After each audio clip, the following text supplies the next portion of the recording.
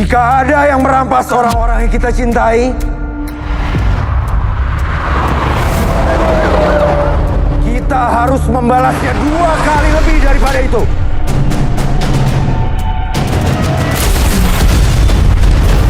Ekonomi hanya membuat elit kaya menjadi semakin kaya dan rakyat kecil terus dieksploitasi dan hidup sengsara.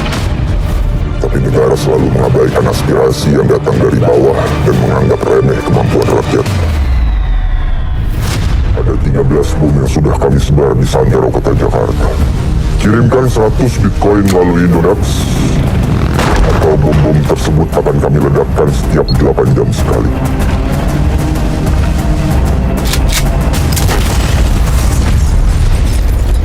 Kami emang pengen dunia yang lebih baik, tapi nggak pakai ngebunuh orang-orang yang tidak berdosa. Kami manusia-manusia tanpa sisa yang dikubur Tuhan hidup-hidup. Semua yang kami punya udah dirampas. Banyak orang yang mati karena kelaparan. Karena dimiskinkan secara sistemik.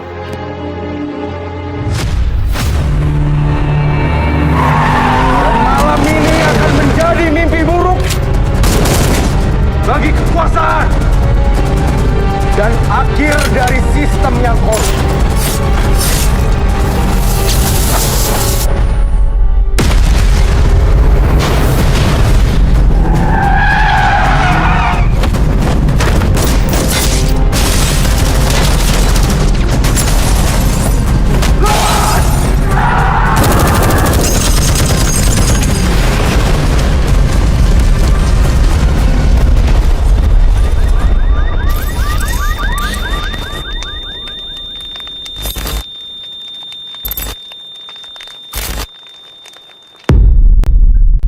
Assalamualaikum warahmatullahi wabarakatuh. Hai semuanya, nama aku Zulfania Harnum dari kelas 10E. Di sini aku mau mereview film 13 Bom di Jakarta yang disutradarakan oleh Angga Dimas Sanggoko.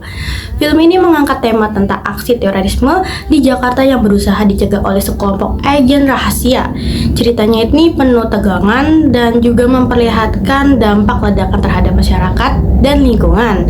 Tokoh utamanya itu ada Oscar yang diperankan oleh Ciko Kurniawan, William diperankan oleh Ardhito Pramono, dan lawan utama mereka adalah Arok Rio Dewanto, pemimpin kelompok teroris yang menaruh 13 bom di berbagai lokasi penting di Jakarta. Latar belakang film ini berlatar belakang di kota Jakarta. Ceritanya terinspirasi dari serangan teror yang pernah terjadi di dunia nyata. Film ini menunjukkan bagaimana aparat intelijen Indonesia bekerja di balik layar untuk menggagalkan serangan yang sangat berbahaya, sekaligus menggambarkan situasi kota saat dalam ancaman besar. Pencemaran yang terjadi, meskipun fokus utama film ini adalah aksi dan terorisme, kita bisa melihat dampak terhadap lingkungan. Yang pertama itu ledakan yang menyebabkan asap dan debu tebal yang menyemari udara. Yang kedua itu kerusakan bangunan bisa meninggalkan puing-puing dan limbah-limbah. Dan yang ketiga, bisa juga terjadi pencemaran air dan tanah akibat bahan peledak dan reruntuhan. Solusi yang ditayangkan dalam film 13 Bom di Jakarta ini memperlihatkan bahwa masalah besar bisa dihadapi lewat kerjasama tim intelijen dan pasukan keamanan, teknologi canggih untuk melacak pelaku dan bom, dan perencanaan matang dan strategis cepat untuk mencegah ledakan.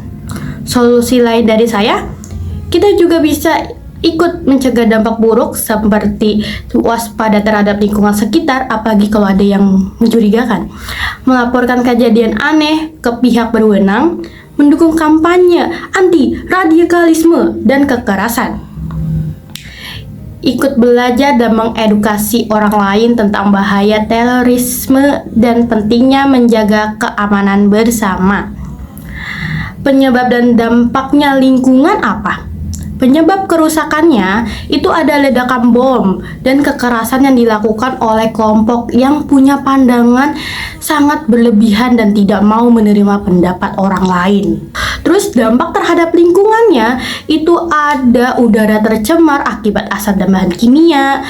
Terus juga ada kerusakan bangunan menciptakan sampah dan polusi visual. Dan ada rasa takut, trauma yang bisa bertahan lama di masyarakat. 13 Bom di Jakarta bukan hanya film aksi, tapi juga membuka mata kita tentang bahayanya terorisme dan pentingnya keamanan. Film ini mengajak kita berpikir lebih luas terhadap soal bagaimana kekerasan bisa merusak manusia dan lingkungan. Terima kasih. Wassalamualaikum warahmatullahi wabarakatuh.